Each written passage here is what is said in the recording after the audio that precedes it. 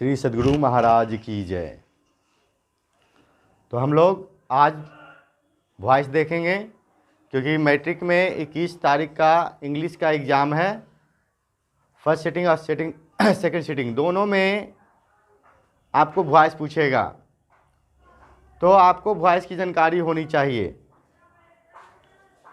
अब वॉइस की जानकारी इस टाइप से होनी चाहिए जो कि आसान हो जाए। अब एग्ज़ाम में 6 नंबर का वॉइस पूछता है, 6 नंबर का, क्योंकि 100 नंबर का ऑब्जेक्टिव होता है जी, जिसमें आपको 50 ऑब्जेक्टिव ही बनाना है। उस 50 ऑब्जेक्टिव में अगर 6 नंबर का वॉइस बन जाता है तो आपका 6 नंबर आपका हो गया। तो हम लोग वॉइस देखेंगे एक शॉर्टकट विधि से, बस थोड़ा सा ध्यान दीजिएगा और आप लोग को समझ में आ जाएगा। तो हम लोग देखते हैं वॉइस, VOICE, वॉइस। वॉइस का मतलब क्या होता है? वाच्य होता है। वॉइस का हिंदी वाच्य होता है। और वॉइस 2 प्रकार के होते हैं। वॉइस कितने प्रकार के होते हैं? 2 प्रकार के होते हैं। एक्टिव वॉइस और पैसिव वॉइस। एक्टिव वॉइस और पैसिव वॉइस होते हैं। एक्टिव वॉइस का जो स्ट्रक्चर होता है कुछ इस प्रकार का होता है। एक्टिव वॉइस का स्ट्रक्चर कुछ इस प्रकार का होता है। Subject plus auxiliary verb, auxiliary verb plus main verb plus object और प्लस अदर वर्ड। यानी आप लोग एक्टिव वॉइस का ये फार्मूला जान गए कि एक्टिव वॉइस को किस रूप में लिखा जाता है।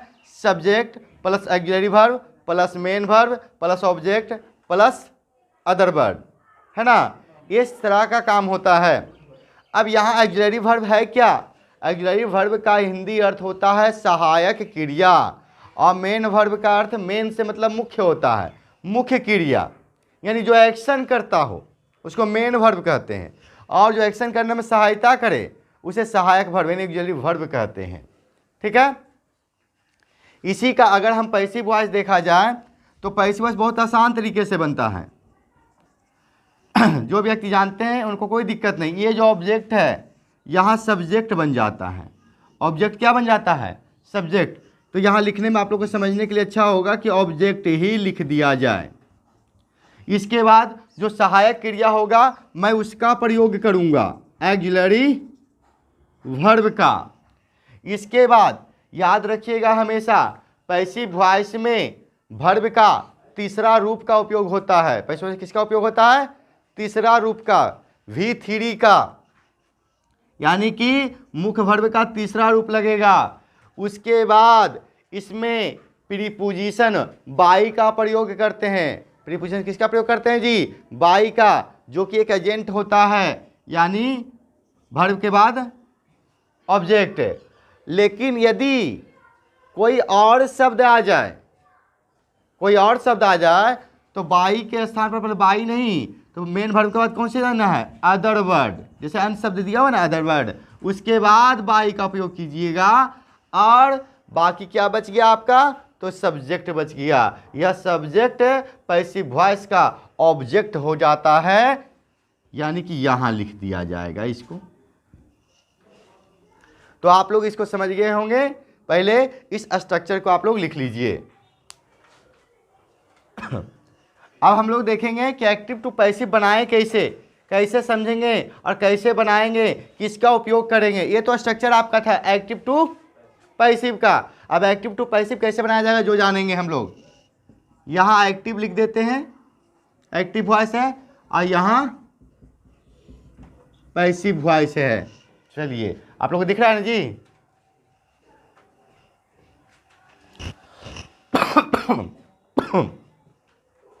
तो एक्टिव में देखिए, अगर वायदा भाई जैसे प्रेजेंट इंडेफिनिट की बात करते हैं तो प्रेजेंट इंडेफिनिट में आपका क्या उपयोग होता है? तो डू डज का प्रयोग करते हैं। लेकिन प्रेजेंट इंडेफिनिट के अफर्मेटिव सेंटेंस में, प्रेजेंट इंडेफिनिट के अफर्मेटिव सेंटेंस में डू डज का प्रयोग नहीं किया जाता है ना। उसके जगह पर V1 और V5 का उपयोग किया जाता है। ठीक है। तो उसमें कैसा बनाएंगे जो मैं बता रहा हूं आप लोगों को। अगर सेंटेंस में V1 या V5 का उपयोग हुआ रहे तो पैसिव वॉइस बनाते समय इसको क्या करेंगे, इज, एम, आर देंगे और प्लस VQ लगाएंगे, है ना। V1 या V5 रहे तो बनाते समय क्या बनाएंगे, is, am, are plus VQ। अब आगे देखेंगे, एग्जाम्पल में देख लेते हैं। जैसे हम लोग एग्जाम्पल जानते हैं, सबसे प्राचीन एग्जाम्पल है जी ग्रामर का, Ram it's a mango, Ram it's a mango. तो हमने अभी आपको स्ट्रक्चर दिया था कि ऑब्जेक्ट का सब्जेक्ट, इसमें कौन सब्जेक्ट है, कौन ऑब्जेक्ट है, कौन वर्ब है, उसको समझे पहले। इसे हम सब्जेक्ट कहते हैं शुरू में। ये आपका मेन वर्ब हो गया, ये आपका ऑब्जेक्ट हो गया। मैंने अभी बताया प्रेजेंट इंडेफिनिट में डू डज का प्रयोग अफर्मेटिव सेंटेंस में नहीं होता है, यानी इसमें सहायक क्रिया छिपा हुआ है ना। तो मैंने बताया आप लोग को पैसिव वॉइस बनाते समय, ये एक्टिव है तो पैसिव वॉइस बनाते समय आपको ऑब्जेक्ट को सब्जेक्ट में बदलना है, यानी कहना कुछ ए मैंगो। इसके बाद देखिए जी मैंने क्या बोला था, V1 या V5, यहाँ V5 है ना तो क्या लगेगा, इज, एम, आर, तो ये मैंगो इस सब्जेक्ट के अनुसार क्या लगना चाहिए, तो इज लगना चाहिए, इज। इसके बाद क्या है VQ, तो VQ का मतलब क्या, ईट का VQ क्या होता है जी, तो ईटेन होता है। क्या होता है, तो ईटेन। इसके बाद कोई और शब्द है इसमें नहीं, बाकी बच गया राम। तो एजेंट आना चाहिए, प्रीपोजिशन क्या आएगा, बाई, और लग जाएगा राम। ये आपको जानकारी होनी चाहिए। अब अगर एक एग्जांपल आप देखें, next example, I play cricket, I play cricket. ये जो एक्टिव वॉइस है आपका, इसका अगर पैसिव वॉइस बनाते हैं तो क्या बनेगा, यहां जान गए ये सब्जेक्ट है, ये वर्ब है और ये ऑब्जेक्ट है। पहले क्या करेंगे, ऑब्जेक्ट को लिखेंगे, क्रिकेट इज, उसके बाद V3 प्लेड बाई मी। अब यहां आप लोग देख रहे होंगे कि यहां राम का राम लिख दिए थे, यहां आई के जगह पर मी लिख दिए। ऐसा क्यों हुआ, तो इसके लिए भी एक नियम है, इसको समझिएगा पहले। ये एक्टिव वॉइस है आपका और ये इसका पैसिव वॉइस है, ठीक है। एक्टिव वॉइस और पैसिव वॉइस है। तो हम लोग देखेंगे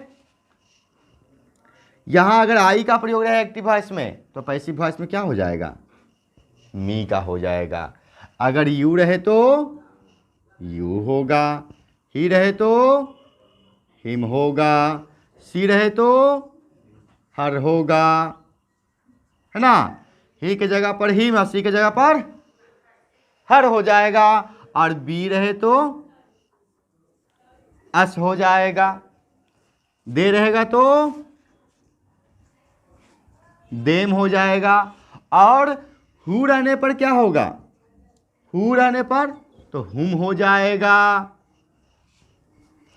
और यदि नेम रहा, कोई एक नेम रहा तो वहां नेम हो जाएगा, नेम का जगह पर नेम। लेकिन यदि दो नेम रहे तो क्या करेंगे, दो नेम रहे तो क्या करेंगे, तो देम लगा देंगे। क्या लगा देंगे जी, देम। लेकिन ज़्यादातर आपको ये नहीं मिलेगा, ज़्यादातर यहाँ से ही मिलेगा, ठीक है। तो इसको आप राइट कर लीजिए फटाफट, ठीक है, हो गया ना। चलिए इसको मिटा देते हैं। अब आगे हम देखेंगे एक एग्जाम्पल बनाएंगे, है ना। आप लोग को देते हैं एग्जाम्पल, आप लोग बनाइएगा। अभी उसे रह देते हैं समझने के लिए। यहां देखें एग्जाम्पल में एक लेते हैं, सीता, एक्टिव वॉइस है आपका, Sita makes a noise, Sita makes a noise. इसका बनाइएगा फटाफट, जल्दी बनाइए। चलिए आप लोग बनाए होंगे, ए नॉइज इज। अब मेक का तीसरा रूप होता है मेड, बाई सीता। देखिए मिलाइएगा, एक एग्जाम्पल और बनाइए आप लोग, शायद ऐसा भी आ जाए एग्जाम में। तो क्या करेंगे, रेखा टेक्स कॉफी एवरी मॉर्निंग, ऐसा रहेगा तो क्या बनाइएगा। चलिए देखिएगा इसका पैसिव वॉइस कैसे बनाते हैं। क्या करेंगे, यहाँ सब्जेक्ट है, यहाँ वर्ब है, ये ऑब्जेक्ट है, ये शब्द जुड़ा हुआ है, ये अदर शब्द में नहीं आया, शब्द खाली जुड़ा हुआ है। कैसे बनाएंगे जो देखेंगे, तो ऑब्जेक्ट को सब्जेक्ट बनाए थे हम, कॉफी इज टेकन वाई रेखा, है ना, एवरी मॉर्निंग। आ गया समझ में आप लोग को। ध्यान पूर्वक देखिए, समझ में आ जाएगा आप लोग को। चलिए मिटा दिया जाता है। अब देखिए अगर इसका निगेटिव फॉर्म आ जाए तो क्या करेंगे, जैसे डू डज रहे, प्लस नॉट रहे और प्लस V1 रहे, तो क्या बनाएंगे हम लोग, एकदम सेम बनाएंगे, is am are plus not plus VQ। अब आप लोग बोलिएगा भैया डू डज का प्रयोग क्यों नहीं हुआ इसमें, डू डज भी तो सहायक क्रिया ही है, लेकिन पैसिव वॉइस में डू डज का प्रयोग नहीं होता है, पैसिव वॉइस में डू डज का प्रयोग नहीं होता है। इसमें डू डज के जगह पर इज एम आर का प्रयोग किया जाता है। आप लोग समझ गए। एग्जाम्पल एक आगो देख लेते हैं, आप लोग खुद बनाइएगा, मैं अभी समझा दिया हूं, एग्जाम्पल सिर्फ देता हूं, आप लोग को बना दीजिएगा। You do not write a letter, you do not write a letter, फटाफट बनाइएगा। चलिए ठीक है, तो देखते हैं। A letter is not written by, आप लोग जानते हैं कि यू के यू बनाए थे ना जी, तो यू का यू होगा। सभी का ठीक है ना, कोई दिक्कत। बस देखिए V1 V5 का प्रयोग कर रहे थे पहले से ही, इज एम आर का प्रयोग कर रहे थे, यहाँ नॉट आया तो इज के बाद नॉट हो जाएगा, जस्ट कोई दिक्कत नहीं है, बस सिंपल में। अगर यही क्वेश्चन इंट्रोगेटिव में पूछ देता तो इसको अगर यहाँ रख देते हैं, ये डू का यहाँ प्रयोग कर लेते हैं, यहाँ क्वेश्चन मार्क हो जाता। देखिए आसान तरीके से समझिएगा, do you not write a letter, अगर ऐसा रहे तो, या don't you write a letter, तो क्या करेंगे, कुछ नहीं करना है, ये इधर किया था मैं भी इधर कर दूंगा, मैं भी इधर कर दिया, ये स्मॉल लेटर में चला गया, बाकी सब काम तो ठीक है। ये क्वेश्चन मार्क देना बहुत ज़रूरी है, अगर चिन्ह छोड़िएगा तो आपको भी छोड़ देगा, नंबर नहीं देगा, नंबर कट गया। एक एक नंबर का महत्व होता है जी, बहुत ज़रूरी है। चलिए फटाफट इसको बता लीजिएगा, इसे हटा दिया जाता है, आगे देखेंगे हम लोग। तो आप लोग डू डज के बारे में जान गए, डू डज का इंट्रोगेटिव भी समझ गए। अगर वही रहता भाई के साथ, यानी WH वर्ड लग जाते हैं, तो डू के पहले WH वर्ड होता, यानी कहने का मतलब बनाते हैं हम, तो इज के पहले WH वर्ड कर देते पैसिव वॉइस में। बाकी सारा नियम पहले जैसा ही है, सेम टू सेम, कोई दिक्कत नहीं, आप लोग समझ गए होंगे। और आपको वॉइस बनाते समय ये ध्यान जरूर रखना है कि वर्ब 3, ये वर्ब का तीसरा रूप आपको हमेशा जानकारी में रखना है, तभी आपका पैसिव वॉइस बनेगा, अदरवाइज पैसिव वॉइस नहीं बनेगा। चलिए आगे देखते हैं।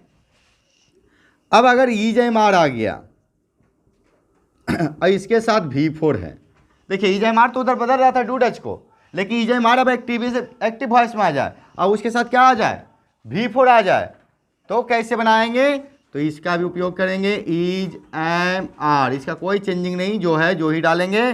और V4 के आने से V4 का फॉर्म कैसा होता है जी, तो verb plus ING, verb plus ing होता है, इसीलिए इजयमार बनाते समय यहाँ बिंग का प्रयोग करेंगे। और मैं तो पहले ही बोल चुका कि वर्ब का तीसरा रूप लगेगा, तो आप इसे राइट कर लीजिए, फिर एग्जाम्पल देते हैं। चलिए लिखा गया होगा, इसका एक एग्जाम्पल देख लीजिए आप लोग, बहुत इजी है, समझ में आ जाएगा, कोई दिक्कत नहीं है, नियम ही है, नियम ज़्यादा लिखने से कोई मतलब नहीं है। अभी एग्जाम का समय है, कम समय में ज़्यादा सीखने की ज़रूरत है, बस ध्यान से इस वीडियो को देखिए और आपको समझ में आ जाएगा।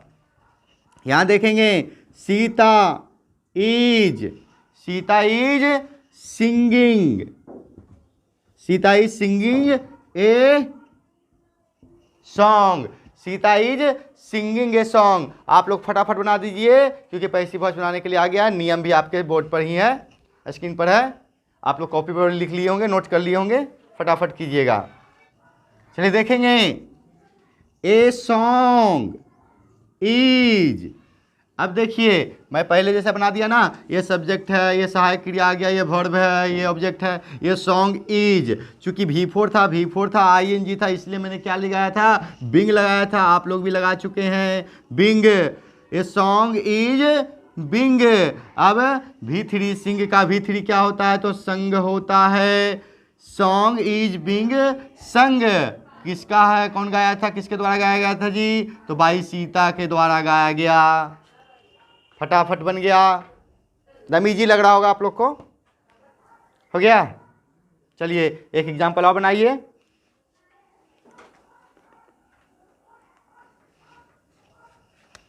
I am drawing the picture, I am drawing the picture, मैं तस्वीर बना रहा हूं। टेंस भी याद रखिएगा जी, इसके माध्यम से टेंस भी याद हो जाना चाहिए। मैं तस्वीर बना रहा हूं, आपका 5 या 6 ट्रांसलेशन पूछता है मैट्रिक एग्जाम में, तो उसमें आपको सबका सही होना चाहिए। आप ग्रामर से नंबर उठा सकते हैं, कल एक वीडियो बनाए थे बुक से रिलेटेड था, अगर आप उसे देखे होंगे तो उस टाइप का एग्जाम में बहुत बार पूछा जाता है, इसलिए बार बार उसको देख लीजिए, आपको समझ में आ जाएगा। चलिए बना लिए ना, बहुत अच्छा। देखिएगा, द पिक्चर इज, एम नहीं लगेगा क्योंकि ये सब्जेक्ट हो जाता है मेन, इसलिए इसका मत देखिएगा कि ये यहाँ से ईज आया था तो इस सब्जेक्ट तो था, लेकिन इस सब्जेक्ट के अनुसार भी ईज लग रहा था, इस सब्जेक्ट हो जाता है, तो इसीलिए ऑक्सिलरी वर्ब भी जो सब्जेक्ट का उपयोग करेंगे वही लगाएंगे, ऑक्सिलरी वर्ब जिसमें टच करे। उसके बाद क्या, बिंग, और ड्रा का तीसरा रूप होता है ड्रान, बाई, आई को क्या चीज बदल देते हैं, मी में बदल देते हैं। चलिए सबका सही गया होगा। अब देखिए इसका भी निगेटिव फॉर्म बस उसी जैसा बनेगा, अगर यहां नॉट लग गया तो यहां नॉट लगा देंगे। अब जान गए होंगे कि इंट्रोगेटिव कैसे बनेगा, जैसा अभी पिछले में बताया था वैसा ही बनेगा, इसे आगे अब देखेंगे। अब आगे देखेंगे हम लोग, अगर हैज हैव और प्लस भी क्यू हो, अगर हैज है प्लस भी क्यू हो तो याद रखिएगा बुआ, जहाँ देखिएगा V4 वहाँ लगाइएगा बिंग, जहाँ देखिएगा V4 वहाँ लगाइएगा बिंग, जहाँ देखिएगा V4 वहाँ लगाइएगा क्या, बिंग, और जहाँ देखिएगा हैज है वहाँ लगा दीजिएगा बिन, जहाँ देखिएगा V4 वहाँ लगाएंगे बिंग, और जहाँ देखेंगे हैज हैव वहाँ लगा देंगे बिन। बस दिमाग में सेट करके रखिए, V4 यानी कि वर्ब का चौथा रूप जहाँ रहेगा वहाँ बिन का प्रयोग आ जाएगा, और जहाँ हैज हैव रहेगा वहाँ बिन का भी आ जाएगा। एकदम सेटिंग कर लीजिए दिमाग में, 2 बार 3 बार 4 बार 5 बार 6 बार बोल लीजिए, इससे आपको याद हो जाएगा। आप लोग देखिए, हैज हैव मैंने क्या बोला, बिन, बाकी तो आप लोग जानते ही हैं कि V3 तो अबे करेगा, इसके बिना तो पैसिव वॉइस बनेगा ही नहीं। दिखा गया, एग्जाम्पल बना दीजिएगा आप लोग, Ram has stolen my purse. बनाइए, नाम आसान हो गया है, बनाइए फटाफट। चलिए बहुत अच्छा, आप लोग बना लिए, बहुत इजी था। माई पर्स ऑब्जेक्ट का सब्जेक्ट, ये आप लोग जान गए हैं।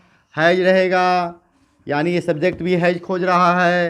हैज दे दिए, हैज के साथ क्या लगाना है, तो बिन लगाना है। उसके बाद V3, चूँकि इसमें V3 था, इसमें आपको खोजना नहीं पड़ा, याद करना नहीं पड़ा। अगर ऐसा एग्जाम में क्वेश्चन आ जाता है तो बहुत आसान हो गया, V3 रटने की ज़रूरत नहीं है। लेकिन ज़रूरी नहीं है कि जो चीज़ आप याद कीजिएगा वही चीज़ रहे, इसलिए पूरा कन्फर्म रहिए। तो स्टोलन, इसके बाद बाई, और उसके बाद क्या लगेगा, Ram. My purse has been stolen by Ram. बहुत आसान तरीका से बन गया। ये क्या बनाते हैं, आप लोग बनाइएगा। आई have seen the Taj Mahal. Taj Mahal. छोड़ो कल की बातें, कल की बात पुरानी, नए दौर में लिखेंगे मिलकर नई कहानी। हम हिंदुस्तानी, हम हिंदुस्तानी, हम हिंदुस्तानी, हम हिंदुस्तानी। बन गया जी। देखिए, द ताजमहल, द ताजमहल। अब देखिए, आई के साथ हैव लगा था, लेकिन ये लेता अपने साथ हैज, इसको हैज देंगे। बाकी तो आप लोग जान गए, बिन लगाना जरूरी है। सीन का फिर सी का तीसरा रूप सीन है ही, बाई दे देंगे और आई को मी में बदल देते हैं। बहुत आसान है। जैसे भी मैं बता रहा था, छोड़ो कल की बातें, कल की बात पुरानी। पहले के लोग कॉपी में लिखते थे, ग्रामर पढ़ते थे, ये नियम है, ये नियम है, ये नियम है, ये नियम है। बहुत मारते थे, कहते थे 6 महीना पढ़ोगे, साल भर पढ़ोगे तब समझ में आएगा। लेकिन ये ऐसा ट्रिक है, बस सिस्टम को समझिए और वॉइस तुरंत में सीख जाइएगा। यहाँ हम कोई टेंस नहीं पढ़ रहे हैं, डायरेक्ट वॉइस बन रहा है। यहाँ क्या हुआ, आई हैव सीन द ताजमहल, मैं ताजमहल देख चुका हूँ। ये प्रेजेंट परफेक्ट टेंस का वाक्य है। I have seen the Taj Mahal, मैं ताजमहल देख चुका हूँ। बहुत आसान है। Ram has stolen my purse, Ram मेरा पर्स चुराया है। राम मेरा पर्स चुराया है। उसमें पैसा होगा तभी कोई चोरी करता है जी। फ्री फट के क्या चोरी करेगा पर्स को, है ना। पर्स में रुपया रहेगा तो चोरी हो जाएगा, अदरवाइज रुपया रहबे नहीं करेगा तो चोरी कोची करेगा। इसलिए पर्स को खाली रखिएगा, जेब में पैसा रखिएगा। पर्स को ले भी जाएगा तो कोई दिक्कत नहीं है, 100-200 रुपये का पर्स जाएगा, टेंशन नहीं है, फिर ना जाएगा। लेकिन अगर रुपया लेके चल जाएगा तो दिन भर माथा पकड़ के रोते रहिएगा। आगे देखेंगे हम लोग। अब मैं आप लोगों को ये प्रेजेंट टेंस का मैंने बता दिया। प्रेजेंट टेंस के 4 होते हैं प्रकार, लेकिन बनता है वॉइस 3 प्रकार का ही। इसे याद रखिएगा, 3 प्रकार के वॉइस ही बनेंगे। तो पास्ट टेंस में भी 3 प्रकार के ही वॉइस बनाया जाएगा। कितने प्रकार का, 3 प्रकार का बनाया जाएगा, ठीक है। पास्ट टेंस में भी किसका किसका बनेगा, जिसका जिसका मैं बनाया था उसमें, उसका उसका इसमें बनेगा। जैसे मैंने उसमें दिया था V1 V5, इसमें V2 है। तो V2 आने का मतलब क्या हो गया, V1 V5 था तो मैंने EJMR लगाया था। V2 रहेगा तो क्या हो जाएगा, EJMR का पास्ट फॉर्म क्या होता है, तो वाज वेयर होता है। EJMR का पास्ट फॉर्म क्या होता है जी, वाज वेयर होता है। तो मैं वाज वेयर और उसके बाद V3।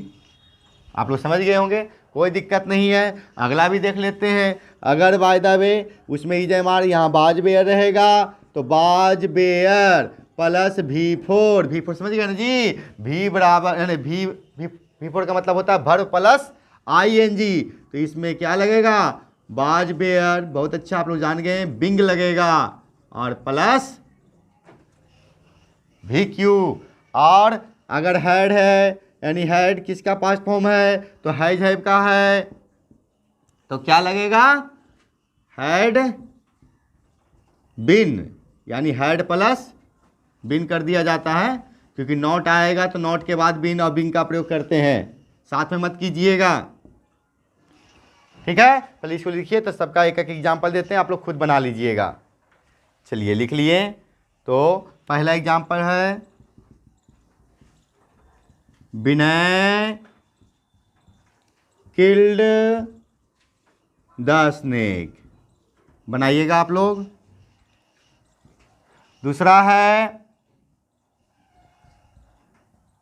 Ram did not eat a mango. तीसरा एग्जाम्पल दे रहे हैं आपको,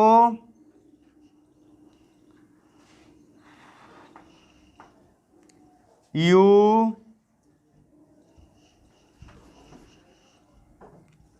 did you, active voice, active voice, active voice, did you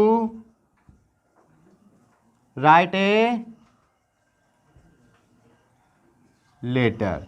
ये तीनों फॉर्म देते हैं, तीनों फॉर्म बनाइए पहले, तो फिर एग्जाम्पल और मिलेगा आपका। बन गया।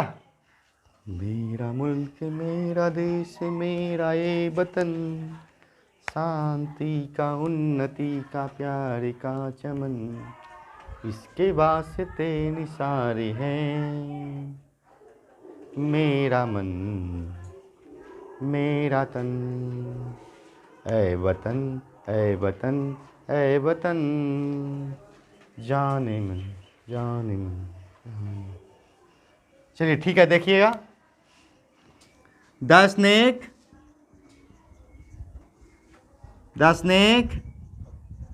Was killed by Vinay. यहाँ था Vinay killed the snake, Vinay ने सांप को मारा। यहाँ बोला सांप को किसने मारा, तो सांप को विनय द्वारा मारा गया। अगला देखेंगे,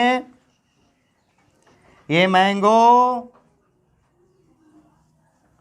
बाज not eaten by Ram.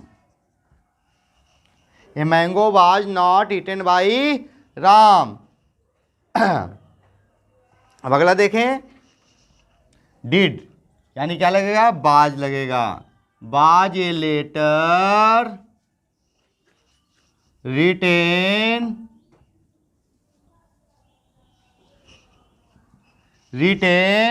Why you.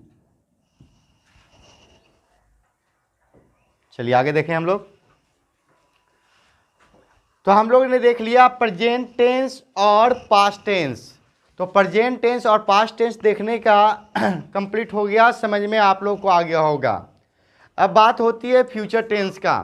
तो फ्यूचर टेंस में किस ऑक्सिलरी वर्ब का उपयोग करते हैं, तो फ्यूचर टेंस में शैल विल ऑक्सिलरी वर्ब का उपयोग करते हैं, शैल या विल का। तो शैल और विल है क्या, तो शैल और विल को मॉडल ऑक्सिलरी वर्ब भी कहते हैं। तो मॉडल ऑक्सिलरी वर्ब कौन कौन है, जो पहले लिख लेते हैं, एक बार में आपको नियम याद हो जाएगा।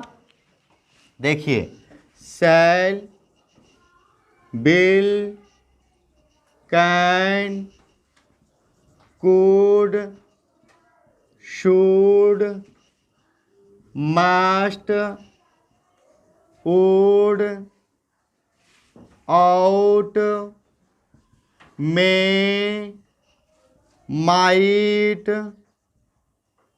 1 2 3 4 5 6 7 8 9 10। एक आ होता है जी यूज्ड, कौन सा होता है, यूज्ड।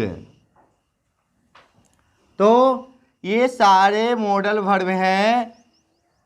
ये मॉडल वर्ब के साथ अगर भी वन है, इसे हम लोग मॉडल वर्ब कहते हैं। क्या कहते हैं, मॉडल वर्ब। तो ऐसा रहे मॉडल वर्ब, तो जब पैसिव वॉइस बनाएंगे तो मॉडल वर्ब प्लस बी लगा देंगे और V3 लगा देंगे। एक एग्जाम्पल देख ले। एग्जाम्पल है I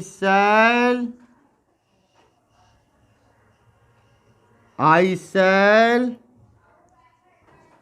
write a book. I shall write a book.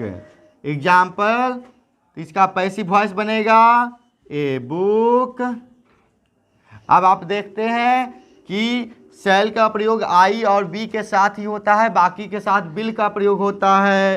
तो आंख मूंद कर बिल लगा दीजिए, उसके बाद बी का प्रयोग कर दीजिए। फिर तो वर्ब का तीसरा रूप ही आपको पता ही है कि पैसिव वॉइस में बहुत ज़रूरी है, रिटन बाई मी हो जाएगा। लिख लीजिए, आगे समझ में। अब कुछ एग्जाम्पल्स देते हैं जिसे आप बनाइएगा तो यहाँ तक कंप्लीट हो जाएगा। आपका पहला एग्जाम्पल है, I must help the poor. I must help the poor. लिखिएगा,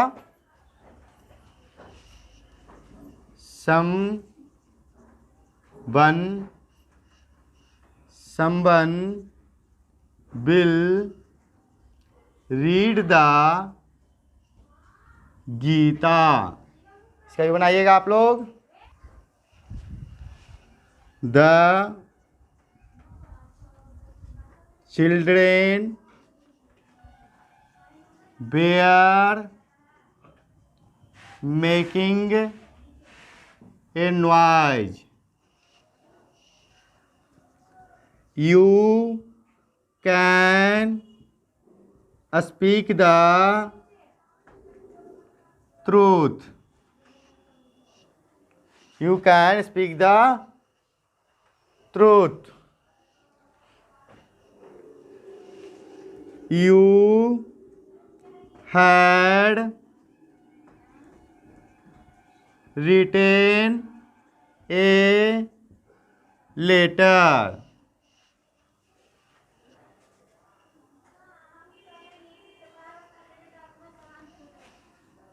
I wrote a book in English. चलिए फटाफट बनाइएगा। चलिए बन गया होगा। The poor must be helped by me.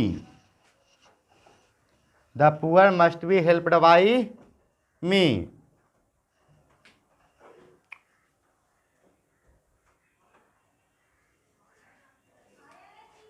हो गया ना। फिर देखेंगे, the Gita will B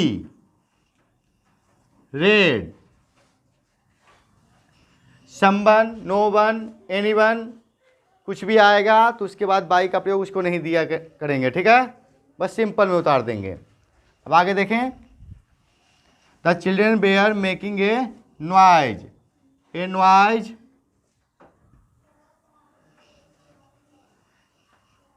A noise was being made.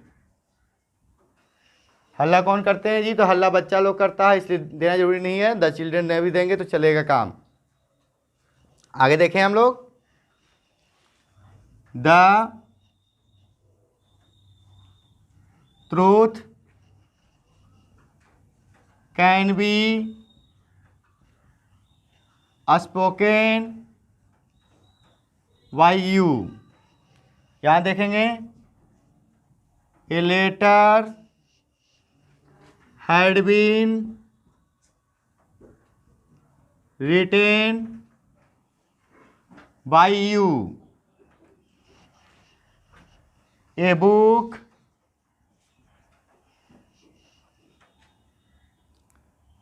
was written in English by me. यहां देखिए अदर शब्द का प्रयोग किया गया है, आप लोग समझ गए होंगे। सब्जेक्ट, वर्ब, ऑब्जेक्ट, बाकी अदर सब। चलिए जल्दी से उतारिए। देखिए यहाँ बाय द चिल्ड्रन भी लिख सकते हैं और नहीं भी लिख सकते हैं, कोई दिक्कत नहीं है। बाय द चिल्ड्रन भी लिख सकते हैं, ठीक है ना। कोई लिख दिया होगा बाय द चिल्ड्रन तो उनका भी गलत नहीं जाएगा।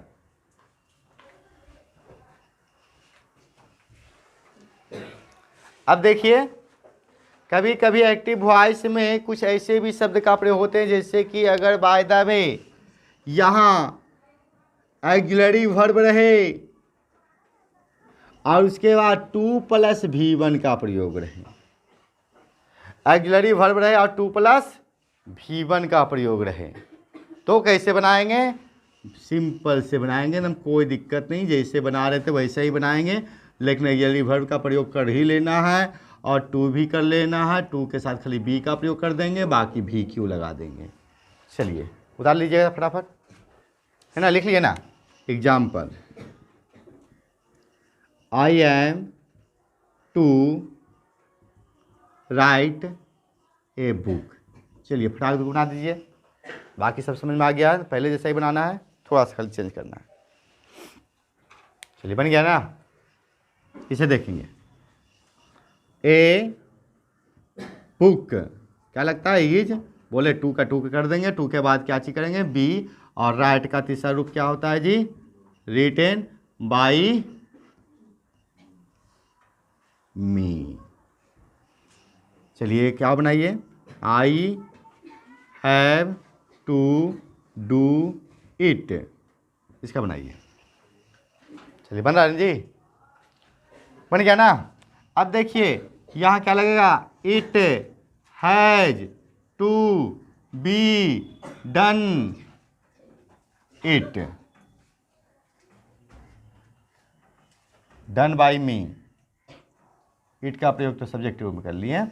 अब देखिएगा, कहिएगा बिन क्या लगाएं, क्योंकि यहाँ टू के साथ टू का प्रयोग हो चुका है, इसे टू के साथ बी ए लगेगा। इसमें बिन का प्रयोग हम नहीं कर सकते हैं, वो नियम खत्म हो जाता है। यहाँ पर आके हैज हैव रहे तो बिन लगा दीजिए, नियम खत्म हो जाता है,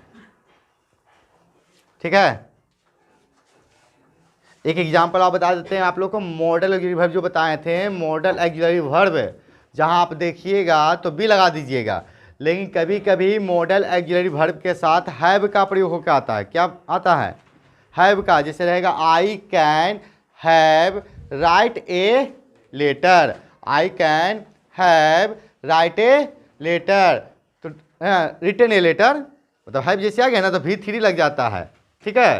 तो रिटन ए लेटर आएगा, तो क्या करेंगे? तो इसके साथ बिन का प्रयोग होगा, हैव के बाद बिन का प्रयोग कर देंगे, कोई दिक्कत नहीं होगा, ठीक है। एक एग्जांपल भी हम दे देंगे, इसको लिख लीजिए पहले, बता दी। एक एग्जांपल देंगे, समझ में आ जाएगा आप लोग को। एग्जांपल लिख लीजिएगा, ही विल हैव सोल्व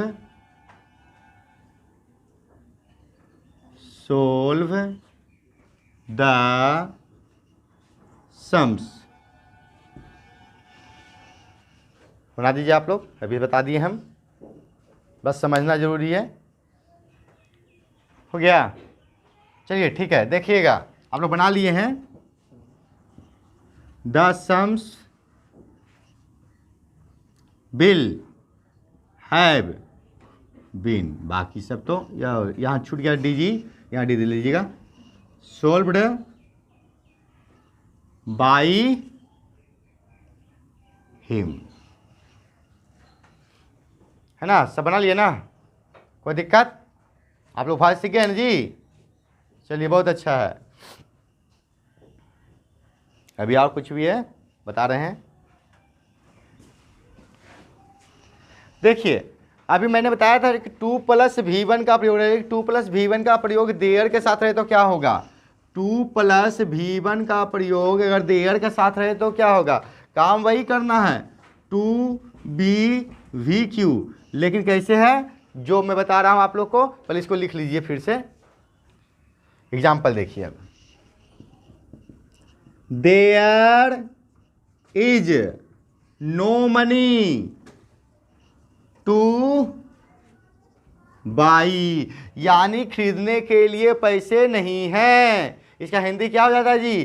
खरीदने के लिए पैसे नहीं है। जो नहीं जानते लिख लीजिएगा, शायद एग्जाम में पूछ दिया जाए। कोई पूछ दिया ट्रांसलेशन आप लोगों से तो आप बता सकते हैं there is no money to buy. लेकिन आज वॉइस ऐसा पढ़ लीजिए कि 6 नंबर एग्ज़ाम में छूटे नहीं, 3 6 नंबर एग्ज़ाम से ले लें आप बुक से, बस आपका 50 नंबर आ गया। चलिए देखिएगा क्या करेंगे। देयर को देयर लिख देंगे, इज को इज लिख देंगे, नो को नो लिख देंगे, मनी को मनी लिख देंगे, क्योंकि मैंने तो चेंज किया था टू बी क्यू, तो टू लिख देंगे, बी कर देंगे, और बाई का तीसरा रूप क्या होता है? बॉट कर देंगे। कितना आसान है, बस थोड़ा सा जानिए, अब वॉइस आपका बन गया। बहुत ही आसान है। अभी एग्ज़ाम की तैयारी हो रही है। एग्ज़ाम ख़त्म होने के बाद मैं आप लोगों के लिए यूट्यूब पर इंग्लिश का एक बैच लाऊंगा जिसमें पूरा डीपली से ग्रामर बताया जाएगा। लिखा गया जी? एक और बनाइएगा, there is nothing to gain. There is nothing to gain. There is nothing to gain.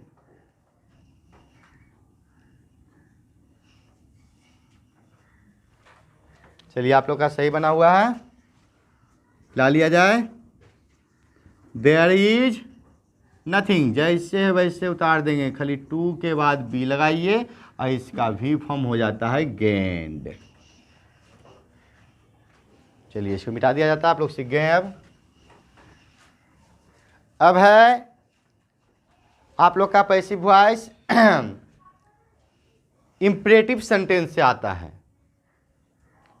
Imperative sentence से आता है। इंपरेटिव सेंटेंस का मतलब जानते हो, आज्ञा सूचक वाक्य भी कहते हैं, और जो स्पोकन के दुनिया में होता है। जैसे आप लोग को बोला जाता है ओपन द डोर, दरवाज़ा खोल दीजिए, ओपन द विंडो, खिड़की खोल दीजिए। इस तरह के बहुत सारे सेंटेंस आपको मिलता है ना। Switch off the light, light बुझा दीजिए, है ना। यानी स्विच ऑफ, लाइट को बुझाने के लिए, यानी स्विच को ऑफ करने के लिए कहा जाता है। तो कुछ आदर सूचक भी होते हैं, कुछ रिस्पेक्ट, मतलब कि आदर सूचक हो गया, कोई ऑर्डर देने वाला हो गया, और कुछ डांटने वाले भी होते हैं। ये सारे के अलग अलग नियम होते हैं, ठीक है। तो मैं इंपरेटिव सेंटेंस का एक शॉर्टकट बता देता हूँ, सिंपल में आप लोग उसे बना लीजिएगा। तो सबसे बड़ा चीज़ है, एग्जाम्पल एक लिख लीजिए इंपरेटिव सेंटेंस का, open the window. Open the window, open the window. हो गया ना। कुछ नहीं करना है। देखिए सबसे बड़ा चीज़ क्या, लेट ले आएंगे, लेट के बाद इसको ला देंगे, लेट द विंडो। इसके बाद बी का प्रयोग कर लीजिएगा और ओपन भी 3 लगा दीजिएगा, बस, और कुछ भी नहीं है। चलिए एक बनाइए, आप लोग सीख गए होंगे। तो शट द डोर बनाइए। चलिए बन गया। लेट द डोर बी क्या है, शटेड, है ना।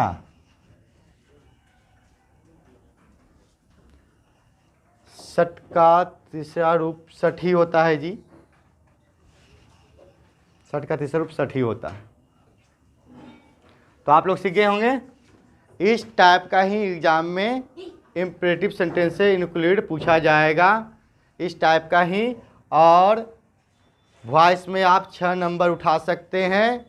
बाकी अगर आपको यह वीडियो पसंद आए तो लाइक, कमेंट और शेयर कर दीजिएगा, और जो चैनल पर नए हैं वो सब्सक्राइब कर दीजिएगा। चलिए धन्यवाद।